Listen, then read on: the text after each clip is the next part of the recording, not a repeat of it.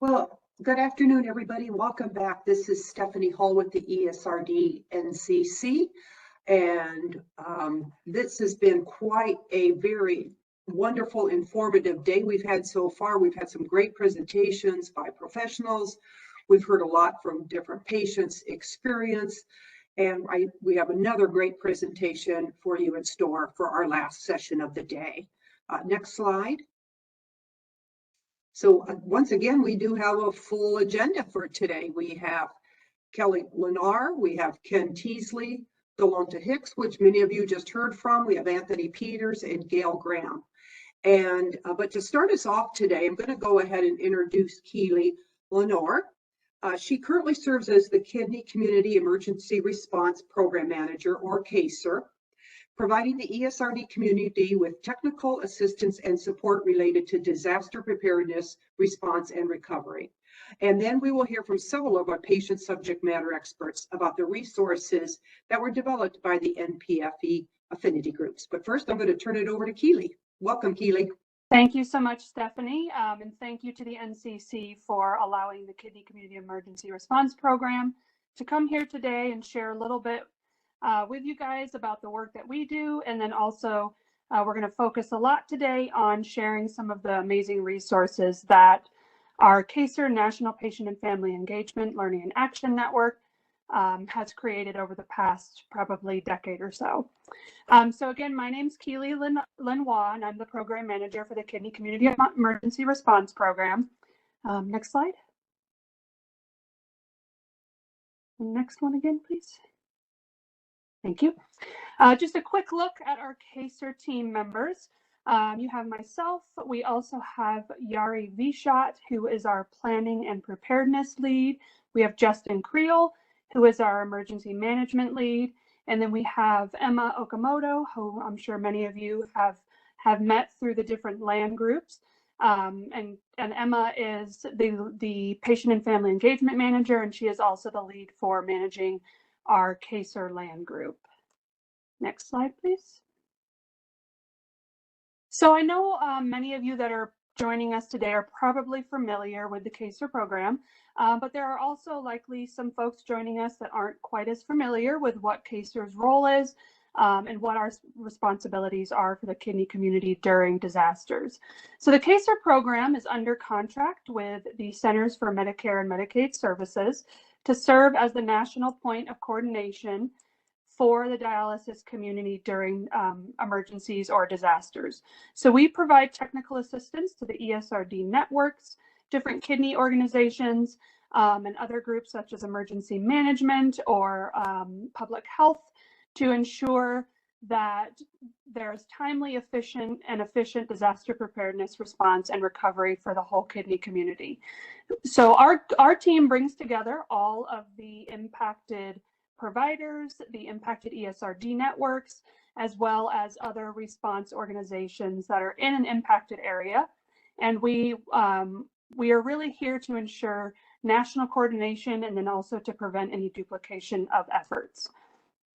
So ultimately, our role is to ensure that dialysis and kidney transplant patients continue to have access to their services before, during, and after disaster and emergency. So people with kidney transplants or are on kidney dialysis, it is extremely important that there is planning done in advance of emergencies. And we want to make sure that this planning includes preparing for potential evacuations of having to leave your home, possible facility closures, and having to get your treatment at an alternate location. So there's a lot of preparation measures that go into preparing for different types of emergencies or disasters for individuals with either a kidney transplant or who are on kidney dialysis. So that's just one of the many reasons why it is so important that we ensure that the patient's voice is incorporated into all of our work. Next slide. So the National CASER Patient and Family Engagement Learning and Action Network is a group of amazing volunteers from all across the country that come together to provide the patient perspective in our efforts to improve emergency preparedness and response for the kidney community. So this group is also tasked each year with helping to create patient-driven emergency-related tools or resources that can be used by patients, providers, and the disaster response community as a whole.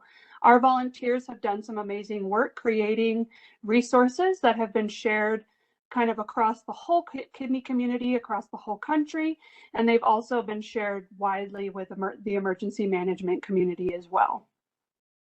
Next slide. All right, so now I'm going to share probably about 10 resources that have been created over the last 5 to 10 years. Our LAN group has done some amazing work with creating resources that help to improve the overall preparedness and response for the kidney community. So as I move through these resources today, I also wanted to note, to give you an opportunity, if you have a smartphone that is able to scan these QR codes. Each slide has a QR code that if you scan that with your smartphone, it'll take you directly to the resource that we are sharing. And I will also make sure that we send out to the NCC so that they can share it with you guys, all of the resources that we share with the group today. So the first link here you'll see is to our CASER program website, which is casercoalition.com. You can scan that QR code and it'll also take you directly there. All of the resources that I'm about to share with you are on our website, along with tons and tons of more wonderful resources that you can go take a look at after we get through with our presentations today. Next slide. So I first wanted to share with the group the CASER What If awareness campaign. So this campaign was originally created by Quality Insight's Renal Coalition back prior to probably around 2016. And then the CASER LAN group has done some work to update it and add some new modules or new scenarios into this campaign. So the CASER What If awareness campaign was created to encourage dialysis patients to assess their level of preparedness and to take steps to improve their ability to remain safe in an emergency. And this is a great campaign that can be used by facilities. It is very engaging. It's a great way for your care team to learn more about disaster preparedness and to teach their patients more about disaster preparedness as well. So there's 7 different what if based scenarios that come along with this awareness campaign. Some of the scenarios include, what if you have no water? What if you have no support, no transportation, no medication, no facility, no phones, and no power? So these are all just great ways to get you thinking about some of the different types of scenarios that you could potentially be in if there is a disaster that impacts your area. Next slide. The CASER Prep Rally campaign is a super fun and exciting way for facilities to get patients engaged in emergency preparedness. The campaign was designed to align with dialysis facilities' requirements to provide resources and education to patients about emergency preparedness and to establish a more coordinated response to disasters.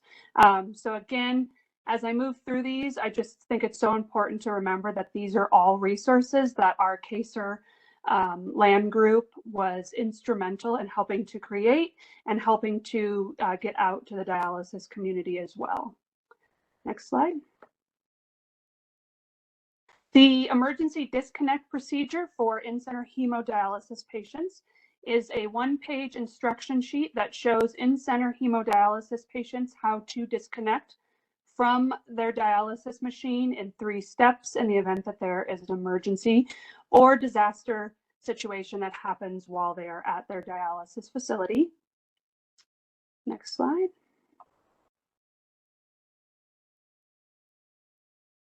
Next, we have our Emergency Go Bag resource. The Emergency Go Bag features a checklist and tips to assist patients in creating a kit with basic items that may be needed in an emergency or disaster. And on the flip side of this resource, we also have the dialysis emergency diet plan with sort of like a shopping list to help you go through and get the items that you need to create a go bag with those essential items for the dialysis emergency diet plan. Next slide.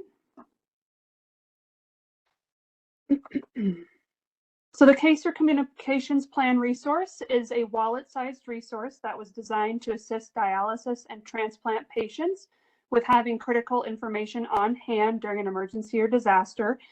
So one of the big things that the feedback we received from the group when we were creating this resource was that there's different information that's needed by dialysis patients versus transplant patients. So a separate resource or communications wallet card was created for each of the groups. There's a separate card for dialysis patients and a separate card for transplant patients. So you can find both of those resources on our website. It's a super easy tool to fill out. You can either print or type directly into it and then print it out and it folds up into a wallet size card, or you can print it out and then just hand write the information on the card, fold it up, and you have all of that information right there that you can carry it with you in your purse or your wallet, and you can have it with you every time that you leave your house.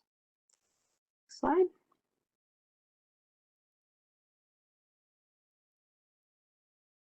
So one big topic that came out of some of the previous disaster responses that CASER has been involved in was feedback from providers and patients on why it is so important for dialysis patients to follow evacuation orders that are issued by emergency officials during disasters.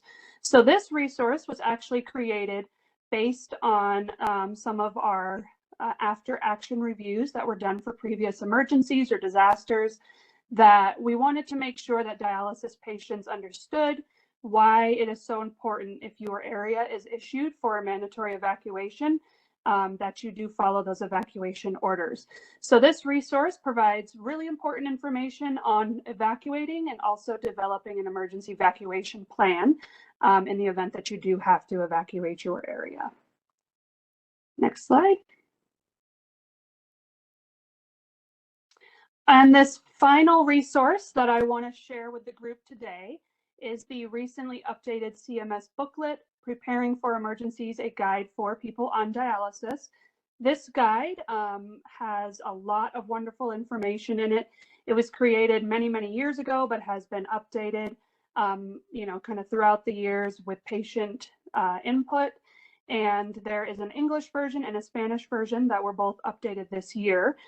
So this is a great resource. It has a lot of information on different topics related to the essential needs of the kidney community during emergencies and disasters. So again, all of these resources are available on the CASER website. They were all created and distributed with the help of our CASER Patient and Family Engagement Learning and Action Network group. They've been instrumental in, helping us come up with the ideas for what resources would really benefit the dialysis community. And then also, they do a lot of work after the resources are creating with helping us make sure that these make it out to the different dialysis centers and the dialysis patients, as well as the transplant community. So this is a group of individuals. Some we've had in the group for many, many years. Some are brand new to the group this year. And we just, we really appreciate all of the work that our CASER LAN group has done in creating these resources over the years, as well as making sure that they're shared kind of across the country.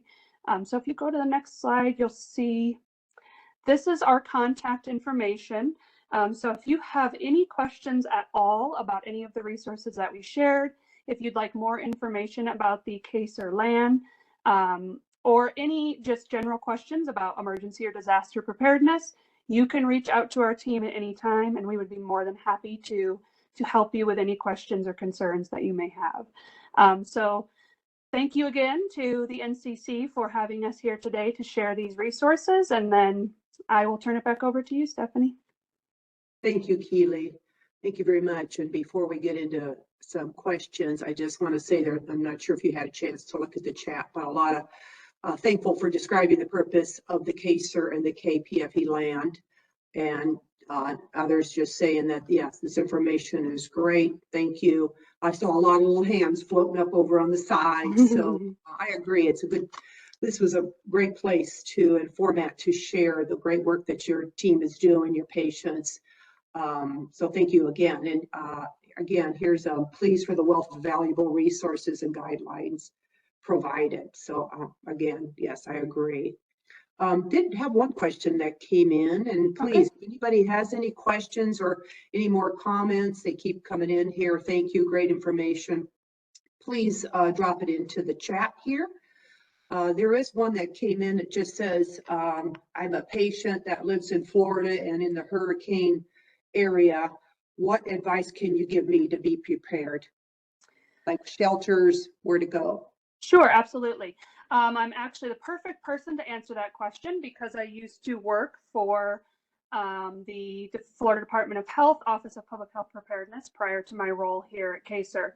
Couple of big things: finding out what resources are available in your community. Florida does have a special needs or medical sheltering program, but what you'll have to do is reach out to your county emergency Office of Emergency Management, or you can also reach out to your county ESF8, which is typically the Department of Health, and they can tell you what shelters are available, what sheltering options are available in your specific community, because they are generally very specific to your county or the city that you live in. Also, super important to find out if you live in an evacuation zone, and make sure that you make plans in advance so that if you do need to evacuate, you know where you're going to go, what options are available in terms of maybe hotels or shelters in your area. Pets are always super important. If you have pets, make sure that you make a plan for your pets as well. We don't want anyone leaving their pets at home if they do have to evacuate. Also, vital importance, making sure you coordinate with your dialysis facility, making sure you know your dialysis facility's plan, what the backup facility is if your facility is going to be closed, making sure that you know what transportation options are available in the event that your normal transportation is down. So there's a lot of things to think of ahead of time. I will say that some of the resources that I shared today does walk you through a lot of that, and tells you kind of what steps to take to get prepared. So if you have any additional questions or want to talk more directly with me, I'd be more than happy to as well. And you can reach us at that CASER info email address that's up on the screen. Thank you, Keely. Yeah, very important, especially since this is in October and definitely the well, we're at, it's at the end, but definitely still a very active month. I don't see anything else. I don't know, Keely, are you able to stay on for a little bit in case any other questions come through? Yes, I will stay on until the end. Very good. Thank you. Then we'll go on to the next slide.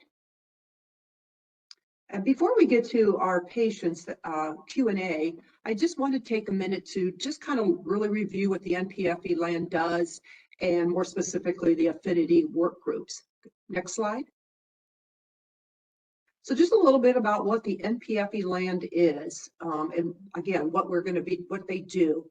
So the NPFE-LAN is really a group of like-minded people working together towards a common goal to achieve better care. In this case, we have groups of patients, whether they've been on dialysis, transplant, home, caregivers are invited, come together, and they share information and ideas to make improvement quickly through small changes. These small changes make a difference in the lives of kidney patients. The patient and family member experiences provide a unique perspective that others may not have considered. Next slide. And then within the NPFE-LAN, we have these affinity groups. So what are these affinity groups that we've been talking about? So they are groups that are formed around a shared interest or common goal. Their members can safely express their ideas and experience. It promotes an all-teach, all-learn environment to develop tools that are put into action at dialysis facilities and transplant centers and shared beyond the LAN itself.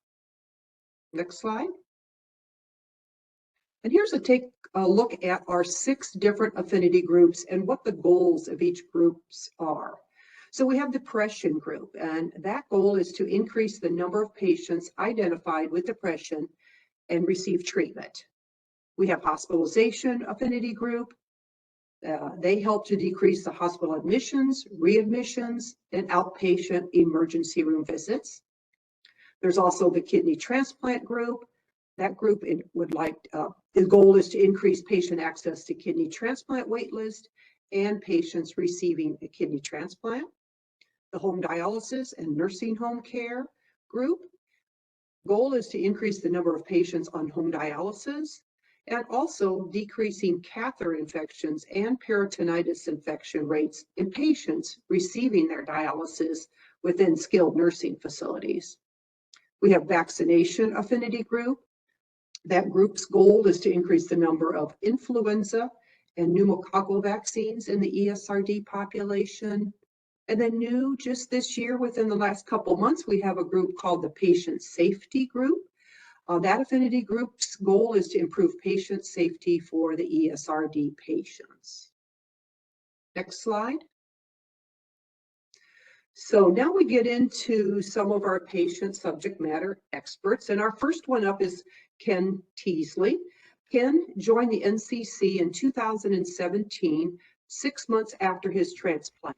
He has been part of our vaccination affinity group and a legacy subject matter expert, assisting with the development of various resources around vaccinations, transplant, and infection. Welcome, Ken. Hi, Stephanie. How are you? Great. Thank you for being here. So I want to me. just start off with asking you, why did you select the vaccination affinity group? For me, it seems like a natural process. I was a member of the iPro Network 2 board, and we were having conversations in 2020 about what was coming. As we all know, it was the pandemic, and so there was a lot of misinformation that was being shared. So it was a way for us to kind of get the not so much the facts, because as we know, the facts changed from month to month during the beginning of the pandemic. And so from there, when it opened up, the vaccination NPFE-LAN opened up, it was just a natural progression for me, and I just chose to do it. Go with the next slide, please. So let's talk a little bit, if you can, describe that resource that's up there, the vaccination affinity group created last year. You know, as I was talking, I was talking about there was some misinformation. And so we decided, one of the things that we decided to do was to offer some facts to kind of quell those feelings of myths that were going around. And we actually did it for both the flu and the pneumonia vaccines. Some of them, some of the things that we heard was we don't need a flu vaccine every year. And it's been actually proven that we actually do, because the flu mutates every year. A particular story that comes to mind is I had a flu vaccine in 2015. 6 months later in 2016, I was in the hospital with the flu and actually pneumonia. And the reason for that is because in 2015, when the flu vaccine came out, I took it early like a lot of other people did, but that particular vaccine did not include the newest form of the flu. And so that's why a lot of us got the flu that year. There were some other things about the pneumonia. There is no vaccine for pneumonia. There actually is a vaccine for pneumonia. Also a booster. Matter of fact, I think I'm due for a booster in a couple of months. And I'll leave it there. Good. Thank you. Thank you. Very important. It is. Yeah, very important information on there. A lot of misinformation that goes around on social media, especially. So getting that right, correct information is so important. So, Ken, what do you hope the resource does for kidney patients? Well, I hope that they will be able to look at it and they will see some things that they've heard around the dialysis facility and be able to counteract those things. And you have myths on one side and facts on the other, and then you'll be able to talk to people about those things. And maybe it won't change their minds because most people have already made up their minds about whether they're going to get the flu or the pneumonia or even COVID. But having those facts, I used to practice harm reduction in my previous life. And one of the things that we do with our participants is we can't get our participants to just say, oh, well, you need to stop taking drugs. That's just not going to work. And it does not work for everyone. It's a progression. And as long as they have the information to make a decision, they will make the decision when it comes along. And yes, Sarah, that is harm reduction, and it actually does work. Right. Great. Thank you. So, and if you could just talk a little bit about what's the resource that is being currently worked on. We're not able to share it at this point, but the vaccine burnout, our bookmark. Yes, our bookmark is a brainchild of Katie, one of our members. We weren't able to do it last year, but we're able to do it this year. And it's it was born out of some of the things that we were hearing patients talking about, especially when the new COVID vaccine was coming on board. There are actually 3 variants that are floating around, and one is actually kind of in disguise because the symptoms have changed, and it's really changing a lot of things that's really going on with the COVID vaccine. But it's basically what I heard specifically from one particular patient was, I'm tired of vaccines. And basically the bookmark says, not only we get it, not only are there a lot of vaccines, but there is a lot of information. Keep these tips close to you as a reminder of how vaccines benefit you or as someone who is immune compromised. And then we list a couple of benefits. One of the benefits is to protect you and others that you care about. Some vaccines become more effective when receiving them year after year. And this is actually going along with the new recommendation for the COVID vaccine now. There's technically no more boosters, so they're offering it once a year now. This new vaccine is different from the other ones because it takes into consideration the new variants that are coming along. And on the back of the bookmark, we have some recommendations of vaccines for ESRD patients: flu, pneumococcal, hepatitis B, COVID, shingles, and the Tdap, which is the tetanus, diphtheria, and pertussis. And with a recommendation to always talk with your provider about your specific situation, and which vaccines are best for you. I also want to add that there is actually a new vaccine that's on board. It's called RSV. It's been around for a long time. It affects children and older adults. It's recommended that if you're over 60, to also think about taking the RSV this year. It will be offered during this time of year.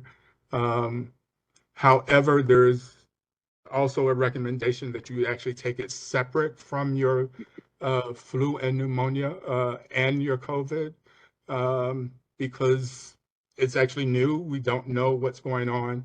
So just take that into consideration. Thank you.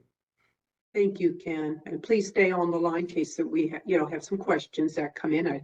Just a lot of good comments right now. And, very timely, this presentation comes up in this resource because we are in flu season.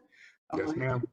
If you're in the dialysis facilities or transplants, even at your primary care physicians, this is the time of year that if they're promoting flu vaccines, this is the time to get them. So yes, it's really good that we're sitting here talking about that. So thanks. Thanks, Yes, Ken. I've already had mine this Yep, year. thank you. You're welcome. Great. Let's go on to the next slide.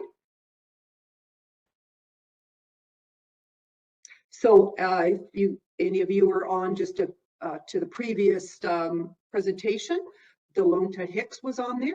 He is going to be speaking again for us, representing the home dialysis subject matter expert. As you heard, he's been on peritoneal dialysis since May of 2021 and has been living with ESRD for over 10 years. PD has not slowed him down. In fact, he's working to get on the transplant wait list, and he stays very active by playing softball and cycling. Well, welcome again, Delonta. Hello again, everybody. Long time since we spoke, huh? I know.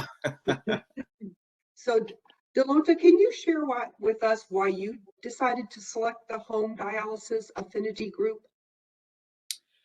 So when I am, one second. So in my visits with my nephrologist and my PD team and my nurse, my social worker was asking questions, and she was like, I think this is something that you've been interested in. And I'm like, what's that? I have too much on my plate now. So what are you trying to get me involved in? And she was like, no, your personality, the way you communicate, the way you talk, you're a good patient. You're good. I think this will be great for you.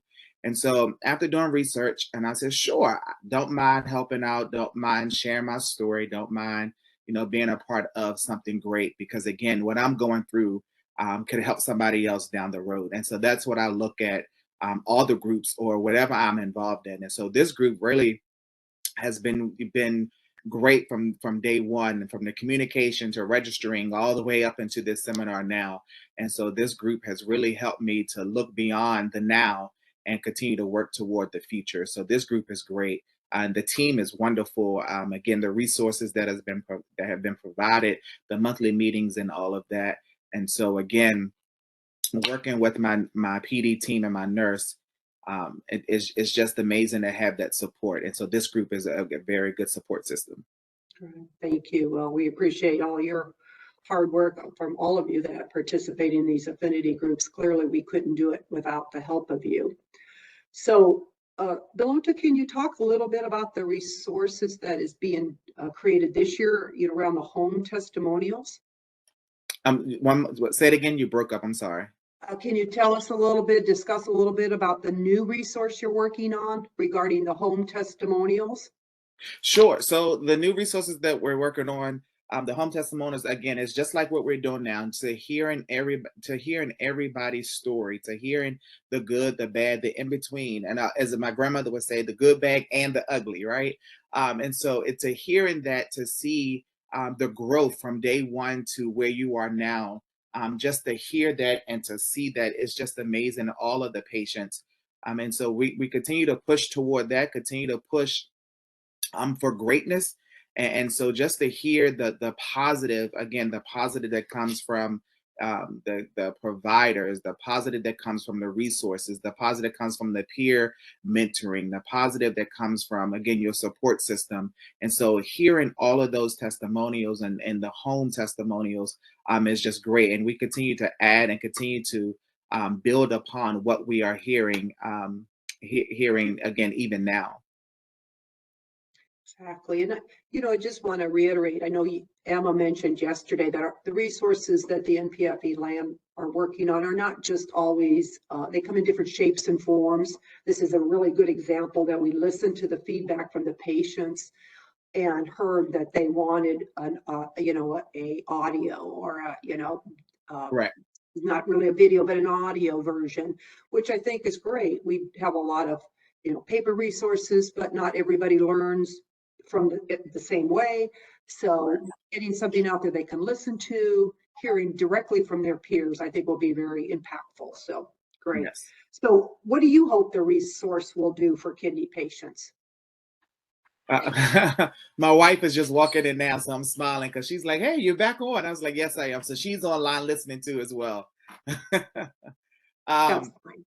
so what I hope and pray that all this will work out is that everybody will just get a piece of the pie. Whether if you're listening to it audibly, as you said earlier, whether you listen to it in your face to face, or if you're reading on it, if you're learning on your own or reading on your own, our prayer and hope is that everybody will get a piece and will learn at their own pace, and will learn at their own speed. And again, I put in the chat earlier, you own your own journey. And so you journey as quick or slow as you journey. No one can push you into the next level but you.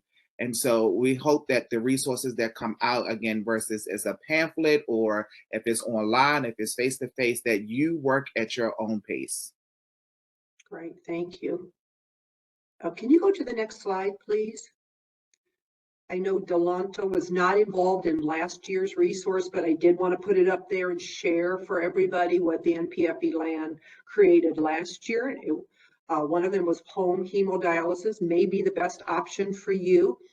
It's there. It is on our website. I just want to, it's really set up. I know it might be a little small, but it's set up in a Q&A style. And then the QR codes that are associated with each of those will take you to some more information about the question and the answer. So it's a real useful tool. Again, something that was created from last year's group. So, okay, great. Stay online, Delonta. We might have some more questions that come in. A lot of good comments already. So just stay online. We may loop back to you. Thank you so much. Thank you. Thank you again for having me. Thank you. Can we have the next slide, please?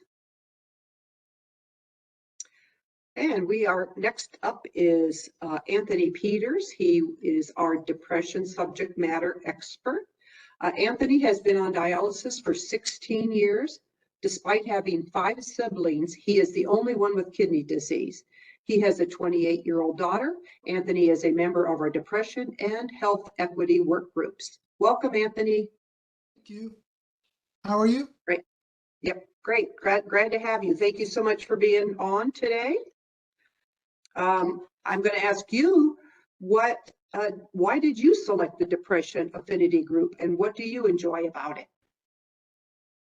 The thing I enjoy about it is the ability to help others as well as learn some things for myself to benefit myself. What made me join the depression was specifically because that's something that I became aware of facing that since during my 16 years of being on dialysis.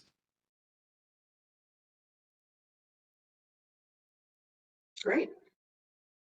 You see, for me, I've had bouts of depression that I had to get an understanding of. And by getting an understanding of depression, it helped me to know sometimes when it's coming. So then I can prepare to try to keep it from coming any further. Other times, knowing when it's all over me and I'm in such a, state of depression. And other times, understanding when it's gone, because when it's gone, you just feel so uplifted. And the thing is, I don't know if this if it's the same thing with other cultures. But for me and the African American culture, it's the typical things that we're oftentimes told is, oh, just forget it, put it aside, or walk it off, or things like that. It's never to discuss it with anyone. And so it gets to a point that when you are feeling some emotional complications, okay, depression in particular, that no one really wants to hear about it. And I could never understand that. But I did learn that when you're talking to someone, I think the first thing for dialysis patients is to let that person know that you're a dialysis patient. Because most of the time, if they don't understand that, they'll just look at you as just another human being and then start giving information to you, all right, based on the simple fact that you're another human being. Right, thank you. Thank you for sharing that. Mhm. So Anthony, can you talk a little bit about the resource that's being created this year? The, again, an audio testimonials around mental health and depression?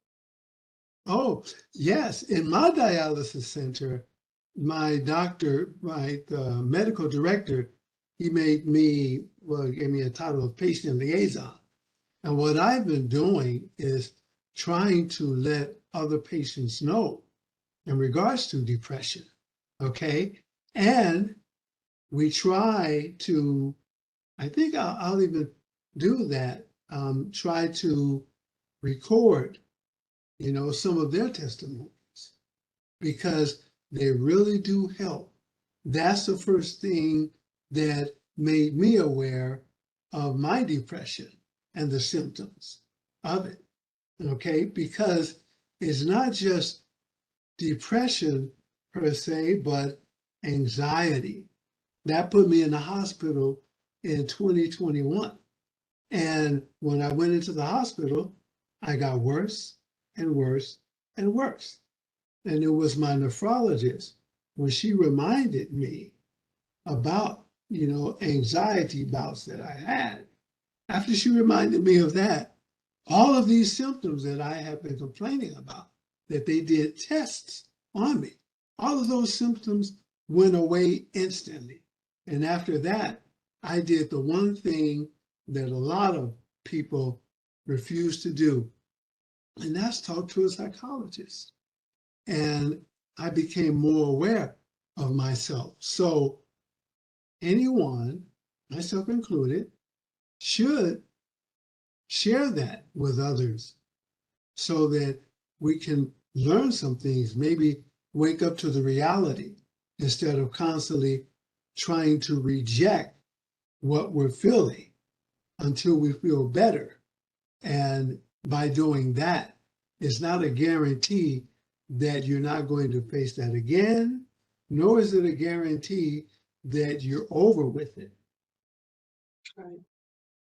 Well, thank you, Anthony, for sharing that part of your story with us. And I just gonna give a little shout out to Anthony. He's was stepped up and was one of the patient SMEs that volunteered to be record one of their testimonials. So he is part of this tool.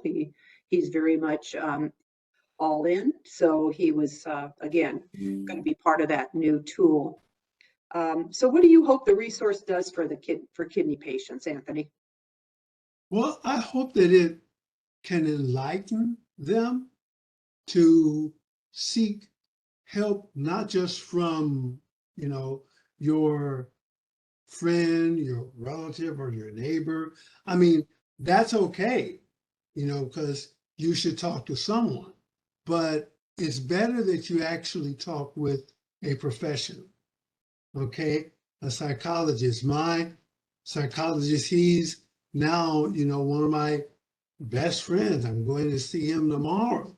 But he made me aware that a lot of people don't really understand that emotions affect them every day. And the thing is, if you're not aware of it, it can end up hurting you, putting you through some pains that are nothing more than phantom pains, or making you wonder after the fact, why did I do that? Why did I do this? Okay. And always try to purpose in, well, what I do, okay, my different varying techniques to overcome depression and also stem it off. Music, go for walks. Because when you go for walks, one of the things you're going to see are people, okay, adults and children. And the next thing you know, after you take that walk and you come back, all right, it's uplifting. You see children at play.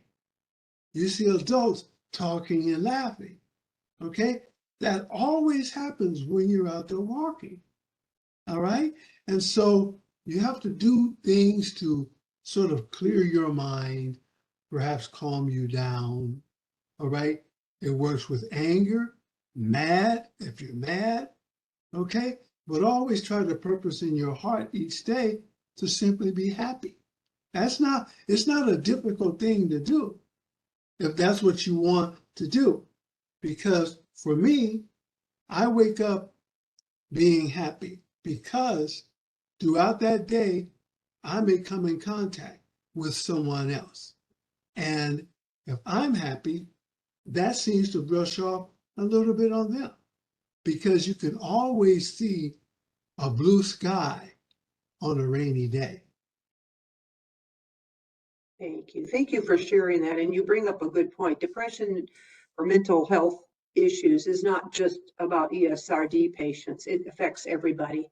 Yes. It is non-discriminatory. It affects all kinds, ages, male, female, all cultures. It is not just the ESRD population. It can affect anybody. So, Right. and thank you for sharing a couple of things that you do. Very good tips that are easy to do that anyone can, do. So Right. can you go to the next slide, please? I just want to share a resource. Again, Anthony was not part of the depression group last year, but so I wanted just to bring up and share what they developed last year. It was called Caring for Your Mind and Body. Kind of what Anthony just kind of went through. A couple things you can do, get up and walk, exercise, what are some things you've got a little bit. It's again, a little small, I know to see, but rating your scale, your mood, for the day, and then writing down some answers and reasons why you think you're feeling bad. So it's just kind of a self-assessment for folks that they want to review, and they, am I suffering? Do I have symptoms? Or why do I feel like, kind of what Anthony said, I'm having different feelings? Are these physical? Are they mental? What can I do? Yes. Yeah, thank you very much, Anthony. And see, again, for me, stay on the line in case there's any questions, please. okay. We're going to go on to our next slide. And I want to introduce you to Gail Graham. She started dialysis in April of 2003. Fortunately, she met other patients whom she could speak with and who made her realize that she could live somewhat a normal life, and dialysis was not a death sentence. Now, 20 years later, she participates in 3 of our NPFE-LAN affinity groups, as well as being a peer mentor and a patient family representative for her dialysis center. So welcome, Gail. Thank you very much for being here. Hi, everyone. Good afternoon. So Gail, I'm going to ask you, and I know that this, she's going to be talking a little bit about the patient safety affinity group. And as I mentioned on the previous beginning of this presentation, it's a brand new group. So a lot of things are still moving pieces, but I am going to just ask her, Gail, ask you the same question. Why did you select the patient safety affinity group, and what have you learned so far? Well, because it was a music group, I was really curious of what could come out of it. I know that as patients, we all have a different understanding of what patient safety entails.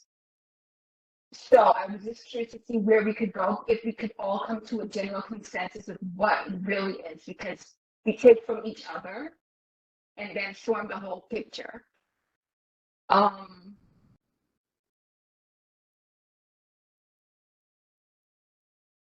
Hold on one second. Sure. Yeah, okay, so I wanted, oh my goodness. Yeah, I just wanted to at least, because I know we do create resources, so I wanted us to see what kind of resource we could create that would be helpful to the other patients.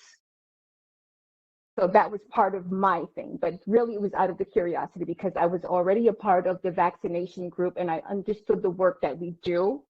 And I just wanted to see what we could give birth from this group. Great. Great. So can you talk a little bit about the resource that this group is working on? Sure. The current resource we're working on, we discuss the safety and the vascular access and overall infection control. So we do mention the importance of hand hygiene. We describe the symptoms of when you're developing an infection for your access.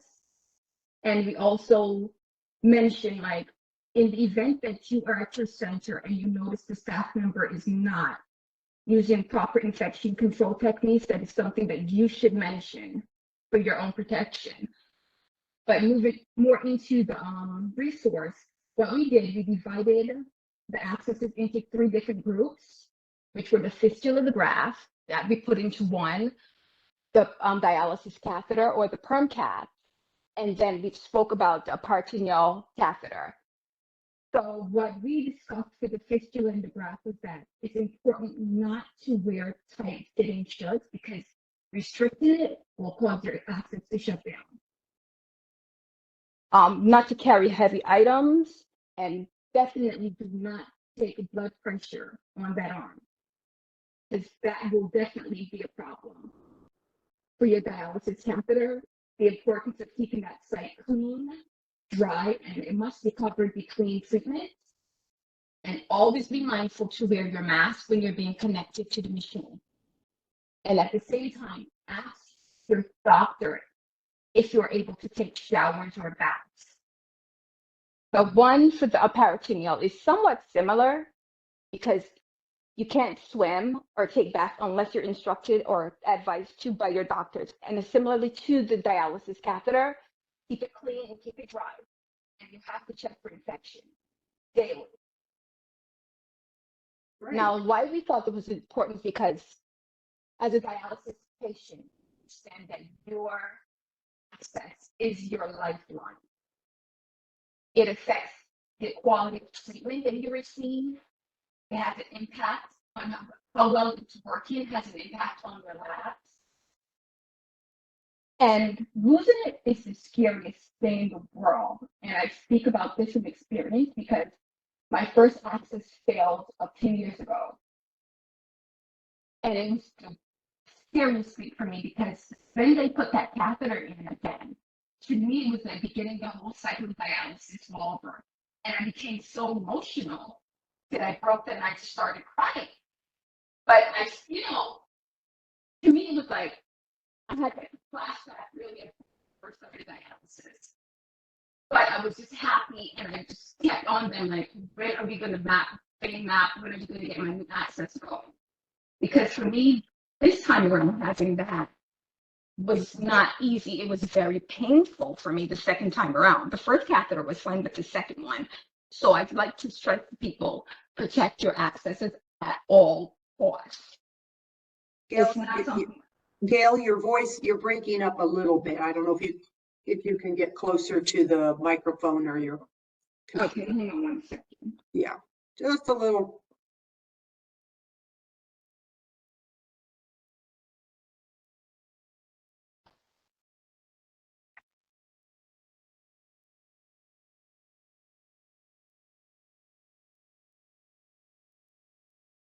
Well, while Gail does that, I just Okay. want.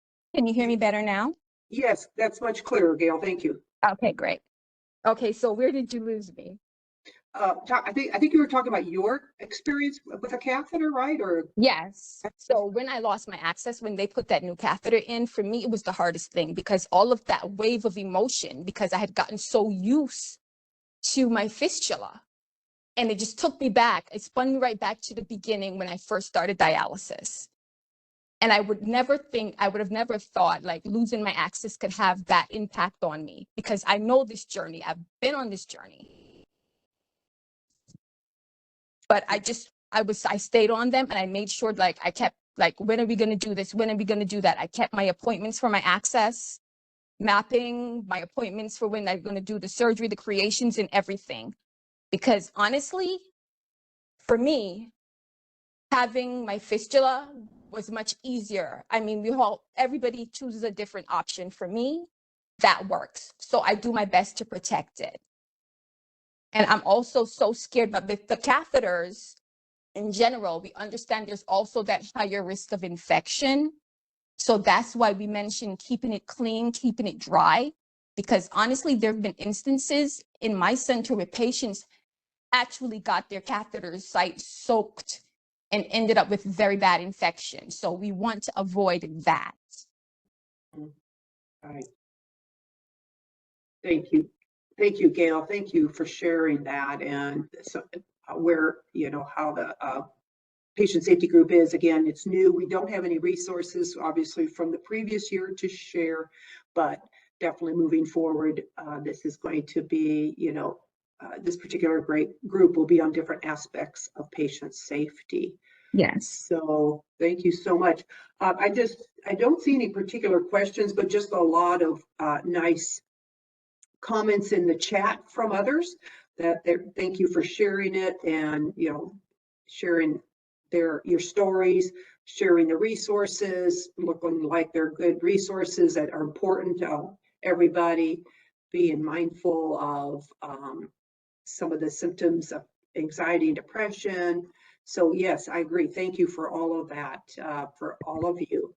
Any last comments? We're getting right toward the ending of our Day 2 summit. So if you have any last questions, if not, I just want to thank Keely. I want to thank you, Ken, Delonta, Anthony, and Gail, just for coming on, talking about the work of the Affinity Groups. If it wasn't for all of you, we couldn't do it. These are resources developed by patients for patients. So you guys are instrumental of developing these. And they will be, when they get done and finalized, and they will get posted on the NPFE-LAN page under the NPFE-LAN resources. So it will still be a few months out, but hopefully maybe by the end of the year, first part of in January, they will be available. So keep an eye on that. If you could go to the next slide. I do want to, again, redirect everybody. This is the NCC website. You can click onto where it says patient, and then it will take you, if you look on the right-hand side of that page, there should be a section that says NPFE-LAN. Click on that, and there'll be resources divided up into each of those groups, like we talked about earlier, whether it's the depression, the patient safety, home dialysis, hospitalizations, all of those have their own section, their accordion. You can click on it and it will drop down, and you'll have lots of resources that have been developed over the years. Next slide. I'm just going to look real quick again to see if there's been any questions. And I don't really see any questions, just again, a lot of thank yous. Thank you for sharing. Yes, and a lot of good job, everybody. I agree. Thank you very much. Can you go to the next slide? Just a reminder to follow the NCC on our social media platforms. We are very active on Facebook, Twitter, YouTube, Instagram. So please follow us, like us. We try to post any upcoming meetings, anything that is up to date, interesting, we think is important to share out with the ESRD community. And the next slide, please. So if you want to scan the QR code, you're more than welcome to. It will take you to a post-event evaluation. But if not, don't worry. At the conclusion of this call, every participant will be sent an email. It will have the post-event link to do the evaluation. And if you are professionals seeking CEUs, there'll be information on how to obtain those for today. We do want to hear from you. We really appreciate your feedback. We want to hear what worked well, what didn't, maybe potential speakers for our next event. Any ideas, subjects, or any speakers specifically we would like to hear about. But we want to hear from you and hopefully to improve our meetings as we move forward. If you have trouble with CEUs, I saw there were some comments throughout the day today. Please email the NCC info at hsag.com or NPFE-LAN at hsag.com, and we'll respond and we'll get you help in order to get those CEUs. But I just want to thank everybody who participated today, our great speakers all throughout the day. I think it was a great session. I want to thank our CMS partners for being on here, some of our stakeholder partners that participated. Thank you, everybody. Thank you to all our wonderful patient SMEs that came on, shared their stories, the resources, were part of it. We couldn't do it without all of you. So thank you so much. This concludes our program. Thank you so much. Enjoy the rest of your day and take care, everybody. Bye-bye now.